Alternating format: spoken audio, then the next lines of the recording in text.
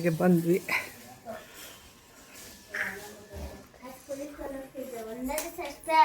ಬಂದ್ಯಾ ಪ್ರಣೀತಾ? ಬಂದ್ಯಾ?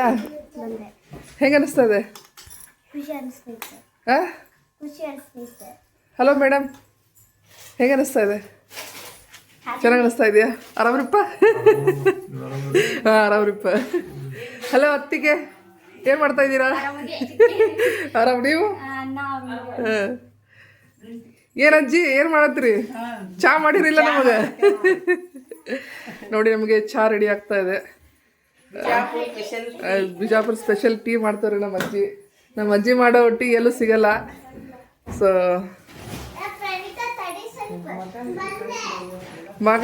ಮಕ್ಕ ಈಗ ಎಲ್ಲ ಫ್ರೆಶ್ ಇಲ್ಲ ಅಂತೆ. ಫ್ರೆಶ್ ಇರಬಾರ್ದು, ಅವೆಲ್ಲ ಚೆನ್ನಾಗಿ ಬರೋದು ಯಾವಾಗಲೂ ವಿಡಿಯೋ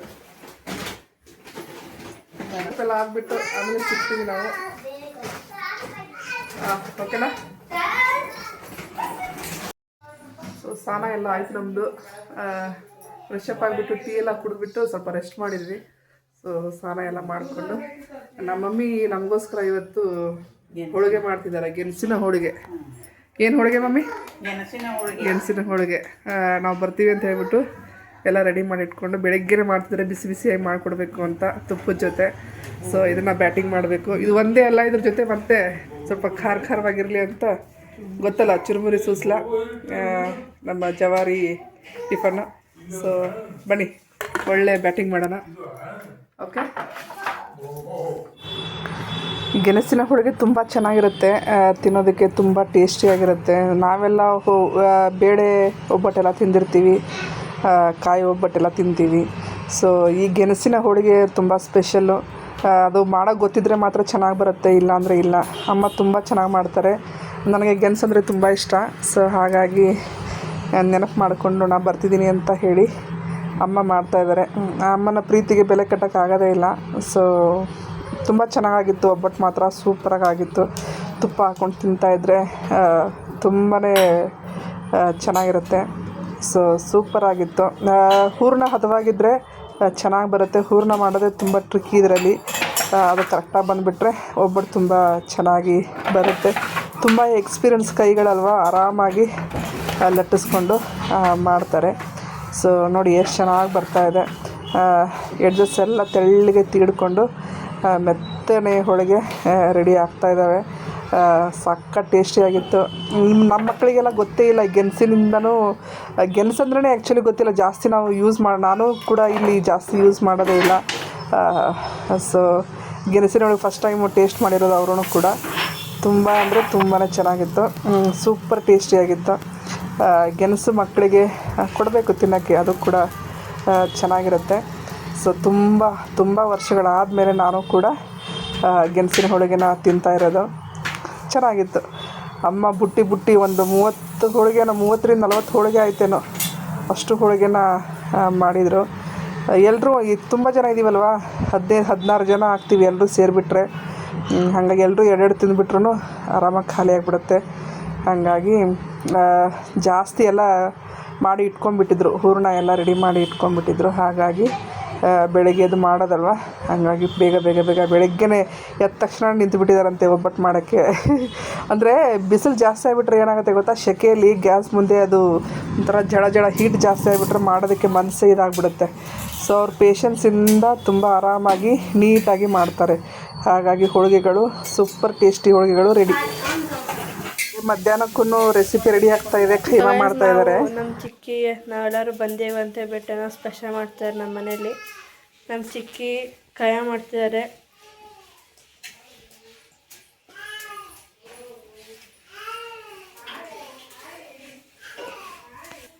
ನಮ್ಮ ಮಾಮಿ ಇಲ್ಲಿ ಮಸಾಲೆಗೆಲ್ಲ ಆಯಿತು ರೆಡಿ ಮಾಡ್ಕೊಳ್ತಿದ್ದಾರೆ.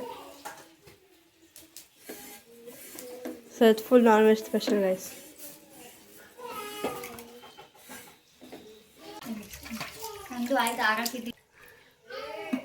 ಇದೇನು? ಕೊತ್ತಂಬರಿ ಪೇಸ್ಟ್. ಓಕೆ, ಕೊತ್ತಂಬರಿ ಪೇಸ್ಟು, ಇದಕ್ಕೆ ಶುಂಠಿ ಬೆಳ್ಳುಳ್ಳಿ ಪೇಸ್ಟು.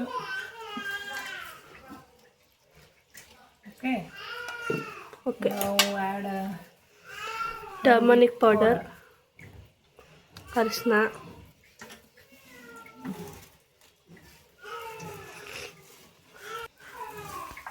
ಖಾರ,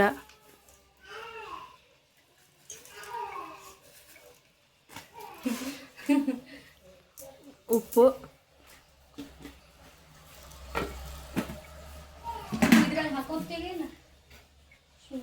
ದಿಸ್ ಈಸ್ ಮೀಟ್ ಮಸಾಲ,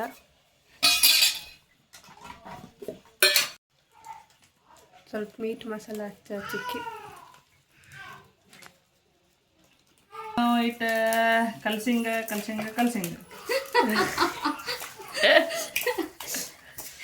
ಎಲ್ಲ ಚೆನ್ನಾಗಿ ಮಿಕ್ಸ್ ಮಾಡ್ಕೊಳ್ಳೋಣ.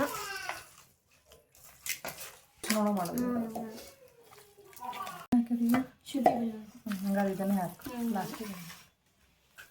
ನೋಡು ತಿರುಗಬೇಕಲ್ಲ, ಒಟ್ಟು ಹಾಕಂಡಿ ಇನ್ನೊಂದು ಸ್ವಲ್ಪ ಈ ಕಡೆ ಸೈಡಿಗೆ. ಕೈಮಾಗೆಲ್ಲ ಮಸಾಲೆ ಹಾಕಿದ್ಮೇಲೆ ಇದನ್ನು ಒಂದ್ಸಾರಿ ಗ್ರೈಂಡರಲ್ಲಿ ಮಿಕ್ಸ್ ಮಾಡ್ಕೋಬೇಕು. ಮಸಾಲೆ ಜೊತೆ ಚೆನ್ನಾಗಿ ಮಿಕ್ಸ್ ಆಗಲಿ ಅಂತ ಮಾಡ್ಕೊತಾ ಇದ್ದಾರೆ. ನಾವು ಈಗ ಮಿಕ್ಸಿಗೆ ಹಾಕ್ಕೊಂಡು ತೊಗೊಂಬಂದಿದ್ದಾರೆ. ಎಲ್ಲ ಚೆನ್ನಾಗಿ ಅದನ್ನು ಮಿಕ್ಸ್ ಮಾಡಿಬಿಟ್ಟು ಮಸಾಲೆ ಎಲ್ಲ. ಇವಾಗ ಇದನ್ನು ಒಂದು 20 ನಿಮಿಷ ಮ್ಯಾರಿನೇಟ್ ಆಗೋಕ್ಕೆ ಬಿಡಬೇಕು, ಚೆನ್ನಾಗಿ ನೆನೆಯುತ್ತೆ. ನೀವೇನು ಮಾಡ್ತಾ ಇದ್ದೀರಾ? ನನ್ನ ವ್ಲಾಗ್ನ ಯಾರೋ ಕಂಟಿನ್ಯೂ ಮಾಡ್ತಾ ಇದ್ದಾರಾ? ಮಾಡಿ ಕೈಮಾ ರೆಸಿಪಿನ ಚೆನ್ನಾಗಿ ನೋಡ್ಕೊಳ್ಳಿ ಫ್ರೆಂಡ್ಸ್, ನೀವು ಟ್ರೈ ಮಾಡಿ. ನಮ್ಮಮ್ಮ ಫುಲ್ ಬಿಸಿ.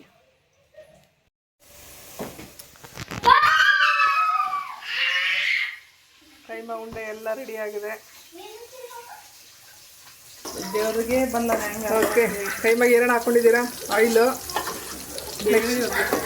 ಬೆಳ್ಳುಳ್ಳಿ ಒಗ್ಗರಣೆ ಹಾಕೋದಾ? Okay, super.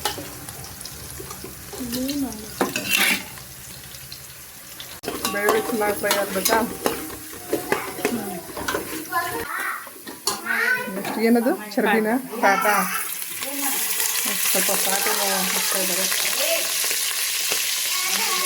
ಸ್ವಲ್ಪ ಸಿಡಿತೇವೆ ಎಣ್ಣೆಲ್ಲ ಹಾಕಿದ ತಕ್ಷಣ ಹುಷಾರ ನೋಡ್ಕೊಂಡು ಮಾಡ್ಕೊಳ್ಳಿ.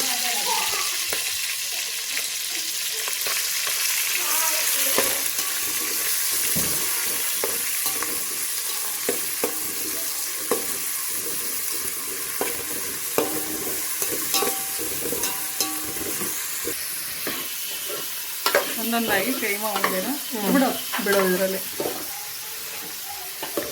ಇದು ಮಟನ್ ಕೈಮಾ ಅಲ್ವಾ? ಓಕೆ.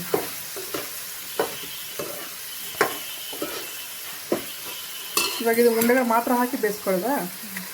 ಎಷ್ಟು ತನಕ ಬೇಯಿಸ್ಕೋಬೇಕು? ಇದು ಉಂಡೆ ಗಟ್ಟಿ ಆಗಬೇಕು. ಅದರ ಚೆಕ್ ಮಾಡಬೇಕು ಅನ್ನೋ ಅದು ಗೊತ್ತಾಗುತ್ತೆ. ಈ ಥರ ಪಾತ್ರೆ ಹಾಕಿಸಿದ್ರೆ ಮಾಡ್ಕೋಬಾರ್ದು, ಬಿಟ್ಕೋಬೇಕು, ಥರ ಬಿಟ್ಕೋಬೇಕು. ಓ ಎಲ್ಲ ಉಂಡೆ ಹಾಕೊಂಡ್ಬಿಟ್ಟಿಯಲ್ಲ, ನೆಕ್ಸ್ಟ್ ಈಗ ಮುಚ್ಕೊಂಡ್ಬಿಡೋದು ಅಷ್ಟೇ. ಸ್ವಲ್ಪ ಮೇಲೆ ನೀರು ಹಾಕ್ಕೊಳ್ತಾ ಇದ್ದಾರೆ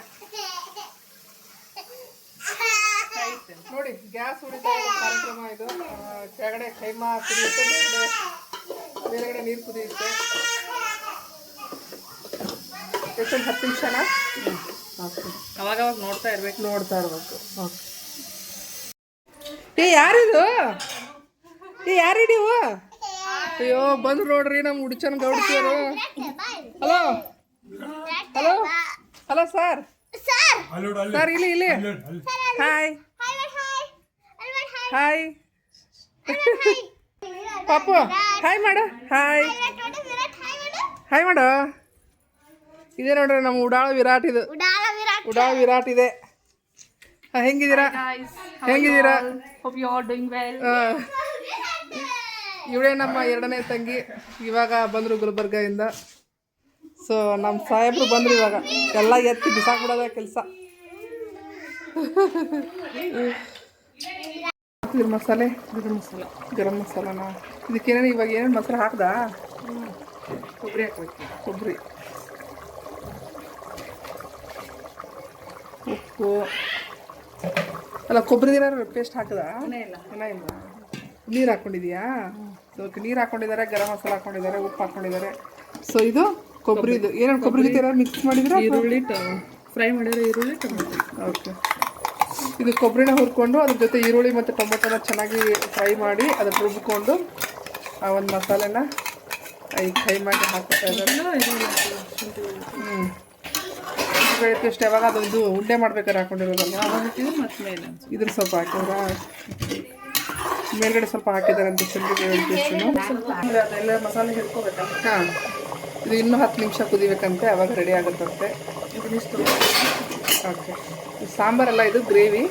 ಸೊ ಇನ್ನೂ 10 ಮಿನಿಟ್ಸ್ ಇದು ಕುದಿಬೇಕು, ಬಾಯ್ಲ್ ಆಗಬೇಕು. ಸೊ ಖೈಮಾ ಗ್ರೇವಿ ನೋಡಿ, ಮಟನ್ ಖೈಮಾ ಗ್ರೇವಿ ತುಂಬ ಚೆನ್ನಾಗಿ ಬಂದಿದೆ. ರೆಸಿಪಿ ನೋಡ್ಕೊಳ್ಳಿ ಹಿಂಗೆ ಮಾಡಿದ್ದೀವಿ ಅಂತ.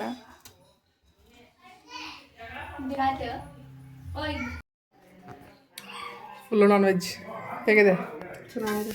ಏನಣ್ಣ ಇದು ಹಾಂ, ಕೈಮಾ, ಮಟನ್ ಕೈಮಾ ಗ್ರೇವಿ. ಇದು ಎಲ್ಲ ಮಿಕ್ಸ್ ಮಾಡಿಬಿಟ್ಟಿದೆಯಲ್ಲ, ಇದು ಚಿಕನ್ ಗ್ರೇವಿನಾ? ಓಕೆ, ಇದು ಮಟನ್ ಕೈಮಾ ಗ್ರೇವಿ. ಸೂಪರ್, ಒಳ್ಳೆ ಬ್ಯಾಟಿಂಗ್ ಮಾಡು. ಓಕೆ, ಸೊ ಮಧ್ಯಾಹ್ನದಿಂದ ಎಲ್ಲ ಚೆನ್ನಾಗಿ ಬ್ಯಾಟಿಂಗ್ ಮಾಡಿಬಿಟ್ಟು ಫುಲ್ ರೆಸ್ಟ್ ಮಾಡಿಬಿಟ್ವಿ. ಜರ್ನಿ ಮಾಡಿದ್ವಲ್ವಾ, ಹಾಗಾಗಿ ಫುಲ್ ನಿದ್ದೆ ಎಲ್ಲ ಚೆನ್ನಾಗಿ ಮಾಡಿ ಇವಾಗ ನೈಟಲ್ಲಿ ಸಿಗ್ತಾಯಿದ್ರು ಫ್ರೆಂಡ್ಸ್. ನೈಟೆಲ್ಲ ಊಟ ಆಯಿತು. ಎಲ್ಲ ಮಕ್ಕಳು ಮೇಲೆ ಟೆರೆಸ್ ಮೇಲೆ ಇದ್ದಾರೆ, ಮಾಡಿ ಮೇಲೆ ಎಲ್ಲ ಡ್ಯಾನ್ಸು ಅದು ಇದು ಎಲ್ಲ ಸ್ಪೀಕರೆಲ್ಲ ಹಾಕ್ಕೊಂಡು ಡ್ಯಾನ್ಸ್ ಎಲ್ಲ ಮಾಡ್ತಿರಂತೆ. ಸಖತ್ ಎಂಜಾಯ್, ಎಲ್ಲರೂ ಸೇರಿಬಿಟ್ಟಿದ್ದಾರೆ. ನನ್ನ ಮೊದಲನೇ ತಂಗಿ, ಎರಡನೇ ತಂಗಿ. ಮೊದಲನೇ ತಂಗಿ ಇಲ್ಲೇ ನಿಡಗುಂದಿಲಿರೋದು, ಅವರು ಹಸ್ಬೆಂಡು ಮಕ್ಕಳೆಲ್ಲ ಇಲ್ಲೇ ಇರೋದು. ಮತ್ತು ನನ್ನ ಎರಡನೇ ತಂಗಿ ಗುಲ್ಬರ್ಗದಿಂದ ಬಂದಳು ಮಗುನ ಕರ್ಕೊಂಡು. ನೀವು ಆಗಲೇ ನೋಡಿದ್ರಲ್ವ, ಅವರು ಗುಲ್ಬರ್ಗದಲ್ಲಿ ಇರ್ತಾರೆ. ಸೊ ಹಾಗಾಗಿ ಎಲ್ಲರೂ ಸೇರಿಬಿಟ್ಟಿದ್ದೀವಲ್ವ, ಮಾತು ಎಲ್ಲರೂ ಸೇರಿಬಿಟ್ರೆ ಎಲ್ಲನೂ ಶೇರ್ ಮಾಡ್ಕೊಳ್ಳೋದು, ಮಾತಾಡೋದು ಇದ್ದೇ ಇರುತ್ತಲ್ವ. ಸೊ ಹಾಗಾಗಿ ಸ್ವಲ್ಪ ಮತ್ತು ಬ್ಲೌಸ್ಗಳು ಸ್ವಲ್ಪ ಇತ್ತು ಸ್ಟಿಚ್ ಮಾಡೋಕ್ಕೆ ಕೊಡೋದು, ಅದು ವರ್ಕ್ ಮಾಡಿಸ್ಬೇಕಿತ್ತು. ಸೊ ನಾರ್ಮಲ್ ಸ್ಟಿಚಿಂಗ್ ಇದ್ದರೆ ನಾನೇ ಮಾಡ್ಕೊಂಬರ್ತಾಯಿದ್ದೆ. ಸ್ವಲ್ಪ ಎಂಬ್ರಾಯ್ಡ್ರಿ ವರ್ಕಿಗೆಲ್ಲ ಕೊಟ್ಬಿಟ್ಟು ಬಂದೆ. ಸೊ ಅದನ್ನು ಹೋಗೋದ್ರೆ ನಾನು ವಿಡಿಯೋ ಮಾಡೋಕ್ಕಾಗಲೇ ಇಲ್ಲ, ಯಾಕೋ ನೆಟ್ಟೇ ಸಿಗ್ತಾಯಿಲ್ಲ ಸರಿಯಾಗಿ. ವಿಡಿಯೋ ಅಪ್ಲೋಡು ಆಗ್ತಾಯಿಲ್ಲ. ನೋಡೋಣ, ನಿಮಗೆ ಅಪ್ಲೋಡ್ ವಿಡಿಯೋ ಯಾವಾಗ ಸಿಗುತ್ತೋ ಗೊತ್ತಿಲ್ಲ. ನೋಡಿ, ಏನು ಮಾಡ್ತಾಯಿದ್ದೀರ ಮೇಲೆ ಎಲ್ಲರೂ ಬನ್ನಿ. ಏನು ಮಾಡ್ತಾಯಿದ್ದೀರಾ? ಫುಲ್ ಎಂಟರ್ಟೈನ್ಮೆಂಟ್ ಶೋ ನಡೀತದೆ ಮೇಲೆ. ಏನು ಮಾಡ್ತಾಯಿದ್ದೀರಾ ಅಂಥದ್ದು? ಇವರು ಚಿಕ್ಕ ಆಡಿಯನ್ಸ್ ಡ್ಯಾನ್ಸ್ ಪ್ರೋಗ್ರಾಮ್ ನಡೆಸ್ತಾರೆ. ಎಲ್ಲ ರೆಡಿಯಾಗಿದ್ದಾರಾ ನಮಗೋಸ್ಕರ? ನಿಮಗೋಸ್ಕರ ವೇಟಿಂಗ್. ನಾನೇನು ಜಡ್ಜಾ ಅಥವಾ ನಾನೇನು ಜಡ್ಜ್ ಗಿಡ್ಜ್ ಇಲ್ಲ, ಎಲ್ಲರೂ ಆಡಿಯನ್ಸ್ ಅಲ್ಲಿ. ಒಟ್ಟಲ್ಲಿ ನೀವು ಪರ್ಫಾರ್ಮೆನ್ಸ್ ಪರ್ಫಾರ್ಮೆನ್ಸ್ ನೋಡಬೇಕು. ನಾನು ಸಜಾ ಚಿಕ್ಕಿ ಕೊರಿಯೋಗ್ರಾಫರ್ಸ್. ಓ, ವೆರಿ ನೈಸ್. ಓಕೆ, ಈಗ ಟೆರೆಸ್ ಮೇಲೆ ವಿಡಿಯೋ ಒಂಚೂರು ಲೇಟ್ ಆಗ್ತದೆ ಅಪ್ಲೋಡ್ ಆಗೋಕ್ಕೆ, ಅದು ಗೊತ್ತಿಲ್ಲ, ನೆಟ್ವರ್ಕ್ ಪ್ರಾಬ್ಲಮ್ ಅಂತ. ಸೊ ಇದು ಬರೋ ಎಲ್ಲ ವಿಡಿಯೋಸ್ ಒಂಚೂರು ಲೇಟಾಗಿ ಸಿಗುತ್ತೆ. ಅದಕ್ಕೆ ಇದು ವಿಡಿಯೋ ಲೇಟಾಗಿ ನಿಮಗೆ ಅಪ್ಲೋಡ್ ಆಗಿದೆ ಈಗ, ಇಲ್ಲ ಮೊದಲೇ ಬರ್ತಿತ್ತು. ಒಂಚೂರು ಏನೋ ನೆಟ್ವರ್ಕ್ ಪ್ರಾಬ್ಲಮ್. ಇಲ್ಲಿ ನಮ್ಮ ಮನೆಯಲ್ಲಾರು ವೈಫೈ ಇರ್ತಾ ಇತ್ತು, ಇಲ್ಲಿ ವೈಫೈ ಇಲ್ಲ. ಅದಕ್ಕೆ ನೆಟ್ ಪ್ರಾಬ್ಲಮ್ ಆಗ್ತಾ ಇದೆ. ನೋಡೋಣ, ಬೇಗ ಕಳ್ಸು, ಬೇಗ ಪರವಾಗಿಲ್ಲ. ಲೇಟಾಗಿ ಬಂದ್ರು ನೀವೆಲ್ಲ ಎಂಜಾಯ್ ಮಾಡ್ತೀರಾ ಅಂತ ಅಂದ್ಕೊಂಡಿದ್ದೀನಿ. ಸಪೋರ್ಟ್ ಮಾಡಿ. ಸೊ ಬನ್ನಿ ಮೇಲೆ ಹೋಗೋಣ, ನಮ್ಮ ಚಿನ್ನರ ಬಳಗ ಏನು ಮಾಡ್ತಾ ಇದೆ ನೋಡೋಣ. ಓಕೆ, ಇದು ಕಪ್ಪೆ. ಎಷ್ಟು ನಾನು ಹೋಗೋಷ್ಟರಲ್ಲಿ ಮಕ್ಕಳೆಲ್ಲ ಡ್ಯಾನ್ಸ್ ಮಾಡಿ ಸುಸ್ತಾಗ್ಬಿಟ್ಟಿದ್ರು. ಇದರಲ್ಲಿ ನಾವು ವಸಂತ ರೀಲ್ಸ್ ಮಾಡಿದ್ವಲ್ಲ ವುಮೆನ್ಸ್ ಡೇಗೆ. ಸೊ ಅದನ್ನು ಮಾಡಿ ಅಂತ ಹೇಳಿದರು, ಅದಕ್ಕೆ ನಾನು ಮಾಡ್ತಾಯಿದ್ದೆ. ನಂದೇ ಎಲ್ಲ ಫಾಲೋ ಮಾಡ್ತಾಯಿದ್ರು ಅವರೆಲ್ಲ ಕಲ್ತ್ಕೊಂಡು. ಸೊ ಸಖತ್ ಎಲ್ಲರೂ ಸೇರಿಬಿಟ್ರೆ ತುಂಬ ಎಂಜಾಯ್ ಮಾಡ್ತೀವಿ ನಾವು. ಸಖತ್ ಖುಷಿ ಆಗಿಬಿಡ್ತು ನನಗೆ. ಇವನೇ ನೋಡಿ ನನ್ನ ಮೊದಲನೇ ತಮ್ಮ ಪ್ರಶಾಂತ್ ಅಂತ ಹೇಳಿ. ತುಂಬ ಒಳ್ಳೆ ಮನಸ್ಸು ಇವಂದು. ಏನು ಹೇಳೋಕ್ಕೆ ಗೊತ್ತಾಗ್ತಿಲ್ಲ. ತುಂಬ ಖುಷಿ ಆಗುತ್ತೆ ಎಲ್ಲರೂ ನೋಡ್ತಾ ಇದ್ರೆ, ಎಲ್ಲರೂ ಸೇರಿರ್ತೀವಲ್ಲ. ಇವಳು ಆ ವೈಫು ಭಾಗ್ಯಶ್ರೀ ಅಂತ ಹೇಳಿಬಿಟ್ಟು. ನನ್ನ ತಮ್ಮನ ಹೆಂಡತಿ ಅಂತ ನಾನು ಯಾವಾಗಲೂ ಅಂದ್ಕೊಳ್ಳೋದೇ ಇಲ್ಲ, ನನ್ನ ಮಗಳೇ ಅಂತ ಅಂದ್ಕೊಳ್ಳೋದು. ಸೊ ಅಷ್ಟು ನಮ್ಮ ಜೊತೆ ಅವಳು ಹೊಂದಾಣಿಕೆಯಿಂದ ಇದ್ದಾಳೆ. ಸೊ ಖುಷಿ ಆಯಿತು ನೋಡಿ, ಎಲ್ಲರೂ ಖುಷಿಯಾಗಿದ್ದಾರೆ. ಇವರು ನೋಡಿ, ಇವರು ನನ್ನ ಮೊದಲನೇ ತಂಗಿ ಹಸ್ಬೆಂಡು ಅಲ್ಲಿ ಕೂತಿದ್ದಾರೆ. ಸೊ ಎಲ್ಲರೂ ಮಾಡಿ ಮೇಲೆ ಕೂತ್ಕೊಂಡು ಹರಟೆ ಹೊಡ್ಕೊಂಡು ಮಕ್ಕಳ ಜೊತೆ ಒಳ್ಳೆ ಟೈಮ್ ಸ್ಪೆಂಡ್ ಮಾಡಿದ್ವಿ ನಾವು. ಆ್ಯಕ್ಚುಲಿ ನಾವು ಹೋಗಿರೋದೇ ಬರೀ 4 ದಿವಸಕ್ಕೆ ಮಾತ್ರ ಅಲ್ವಾ. ಹಾಗಾಗಿ ನನ್ನ ತಮ್ಮ ಫುಲ್ ಇವತ್ತು ನಾನ್ ವೆಜ್ ಇಲ್ಲ, ಅವಳು ನಾಳೆ ನೆಕ್ಸ್ಟ್ ಮದುವೆ ಮನೆಗೆ ಹೋದರೆ ಮತ್ತೆ ತಿನ್ನೋಕ್ಕಾಗೋದಿಲ್ಲ, ಮತ್ತು ಬಂದು ನೆಕ್ಸ್ಟ್ ಡೇನೇ ಊರಿಗೆ ಹೋಗ್ತಾಳೆ ಅಂತ ಹೇಳಿಬಿಟ್ಟು ಫುಲ್ ಕೈಮಾ ಚಿಕನ್ ಎಲ್ಲ ತೊಗೊಂಡು ಬಂದುಬಿಟ್ಟಿದ್ದ ಪಾಪ. ಎಲ್ಲ ಅಡುಗೆ ಚೆನ್ನಾಗಿ ಮಾಡಿದರು. ನನಗೇನು ಅಡುಗೆ ಏನು ಅವರು ಹಚ್ಚಲಿಲ್ಲ, ಎಲ್ಲ ತಾವೇ ಮಾಡಿದ್ದಾರೆ. ತುಂಬ ಚೆನ್ನಾಗಿ ಬಂದಿತ್ತು ಕೈಮಾ ರೆಸಿಪಿ ಮಾತ್ರ. ಸೊ ಸಖತ್ ಇಷ್ಟ ಆಗೋಯಿತು. ಆಫ್ಟರ್ ಲಾಂಗ್ ಟೈಮ್ ನಾನು ಕೈಮಾ ತಿಂದಿದ್ದು. ನಾನು ಜಾಸ್ತಿ ನಮ್ಮ ಮನೇಲಿ ನಾನ್ ವೆಜ್ ಮಾಡಲ್ಲ ನಾವು.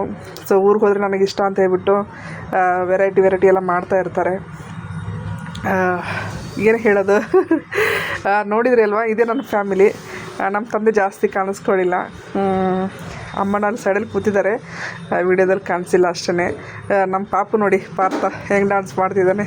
ಅವನು ಎಲ್ಲರೂ ಜನ ಜಾಸ್ತಿ ಆಗಿಬಿಟ್ರಲ್ವ, ಎಲ್ಲ ಮಕ್ಕಳ ಜೊತೆ ಅವನಿಗೆ ಸಿಕ್ಕಾಪಟ್ಟೆ ಖುಷಿ ಆಗೋಯ್ತು. ನೋಡಿ ವಿರಾಟ್ ಜೊತೆ ಎಷ್ಟು ಚೆನ್ನಾಗಿ ಆಟ ಆಡ್ತಿದ್ದಾನೆ. ಮೇಲೆ ಹತ್ತೋದು ಕೆಳಗೆ ಇಳಿಯೋದು, ಮನೆ ಬೇರೆ ತುಂಬ ದೊಡ್ಡದು.